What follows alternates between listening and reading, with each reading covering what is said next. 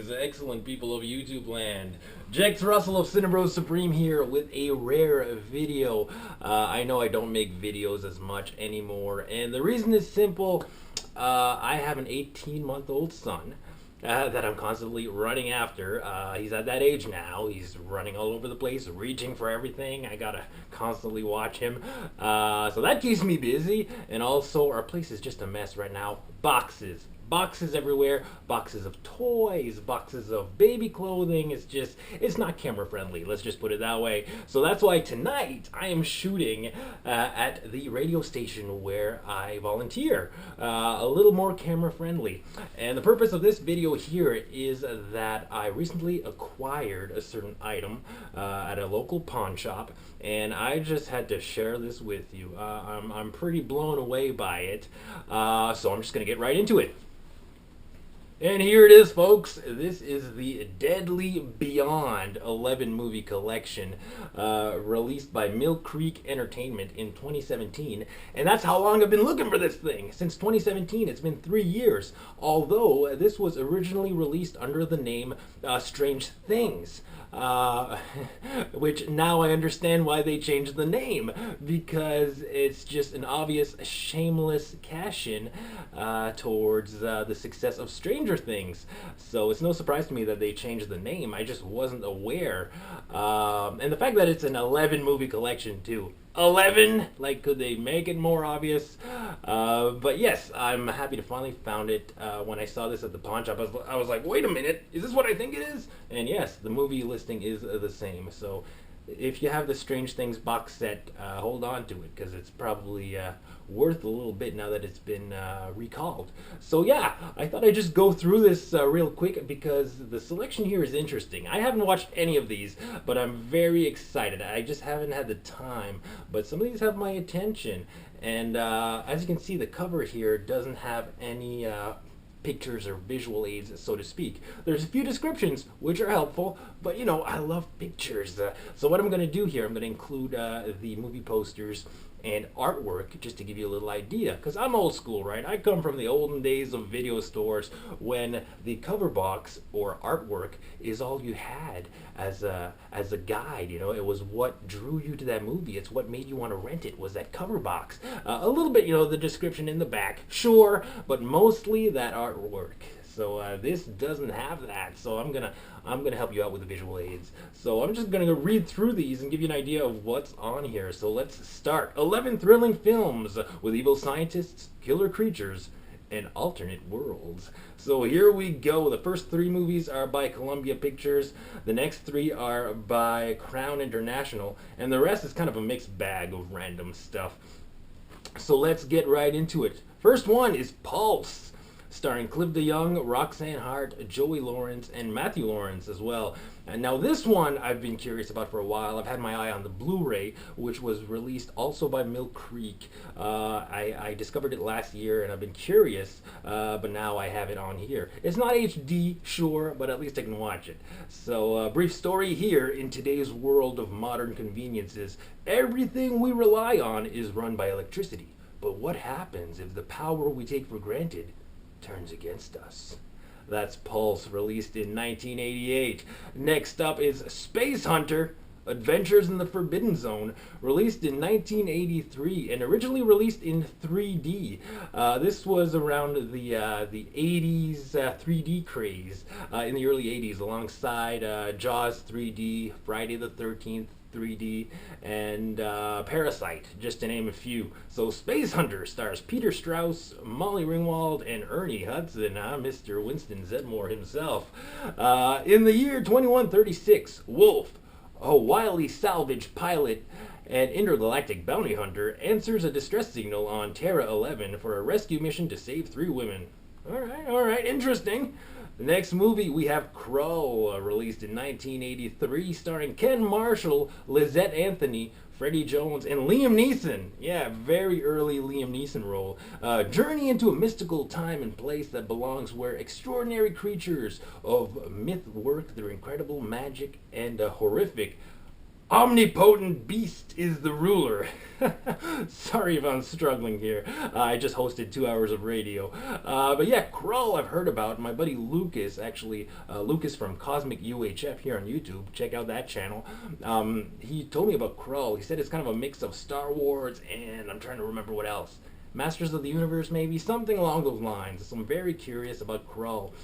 Now let's move on to the Crown International movies. My Mom's a Werewolf. This one I am incredibly curious about. I remember seeing the cover box in video stores. In fact, I remember when it first came out. This is 1989, but I remember seeing it as a new release at the video store. I'm kind of aging myself now. But yes, but I never did see it. It's been over 30 years now, and I still haven't seen it. So this looks fun. It stars Susan Blakely, John Saxon, awesome, John Shuck, and Marsha Wallace. A housewife finds herself transforming into a werewolf after a bite from a pet shop owner she meets. Her daughter and a friend set out to find a cure. My Mom's a Werewolf. Yeah, that one I'm so curious about. I can't wait. Next one sounds interesting. It's called The Hearse from 1980. Stars Trish Van Devere, Joseph Cotton, and Donald Houghton. I don't know who any of those people are. A young woman inherits her aunt's home and moves in after a bad divorce. But rumors of witchcraft and mysterious visions haunt her and foretell of dangers. That's The Hearse. That description kind of got my attention as well. So I don't know. We'll see. Next one is Lurkers from 1988. This one seems absolutely bizarre. Starring Christine Moore, Gary Warner, and Marina Taylor. A woman who had a nightmarish childhood due to her abusive mother has become engaged to be married and begins experiencing strange occurrences. That just, I don't know, man. I'm curious about that one. All right, next one is Slipstream, starring Bill Paxton, Mark Hamill, Ben Kingsley, and F. Murray Abraham. Bill Paxton and Mark Hamill in the same movie? Yes, please. In the future, when the Earth has suffered an environmental disaster, a fugitive has been captured by a pair of cops with the intent of bringing him in for the huge reward. So that's Slipstream. I don't know, we'll see.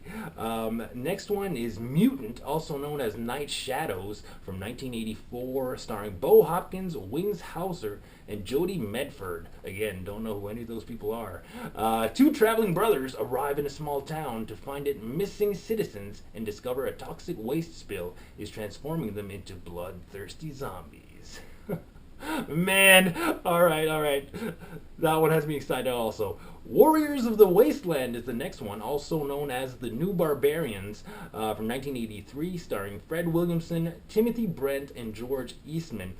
In a post-apocalyptic future, a group of weary survivors is faced with a relentless onslaught from a gang of roving bandits that threaten the survival of the human race. That's Warriors of the Wasteland, and I must be honest, when I first saw the title, I thought it was another movie, Warriors of the Lost World, which actually also stars Fred Williamson and the guy from Exterminator, whose name I can't think of right now. I'll just put it down here somewhere. But yeah, I thought it was that movie. I got pretty excited. But it's something else. But this seems cool too. Post-apocalyptic. I'm into it. Two to go, guys. Alien Contamination, also known as simply Contamination, from 1981, starring Ian McCulloch, Louise Marlowe, and Marino Mace. A cargo ship from South America drifts into New York City harbor. When police board the vessel, they find the crew dead and filled with spore-like eggs. Awesome. Next one, and the last one, is Eternal Evil, also known as The Blue Man. This is from 1985 and stars Winston Reckert, Karen Black, and Andrew Bednarski. A bored TV director is introduced to the black arts and learns to separate his spirit from his body. Unfortunately, while he is sleeping, it roams the streets in a murderous rampage. Okay, again, these all sound awesome. Although I was reading on Amazon and one review said, like, there's only 2 good movies on here. So we'll see. Some of them sound really like low budget and independent, but I like stuff like that. And if you do as well, you should check this out, Deadly Beyond. This is on Mill Creek Entertainment, as I said, and look at the spine here, very reminiscent of the RCA Columbia VHS tapes from the 80s. So yeah, this is cool. And the last thing I want to show is a little disappointment of mine is that the disc tray is right here. It's 3 discs. and they're all there, all three of them. They're all piled up one on top of the other.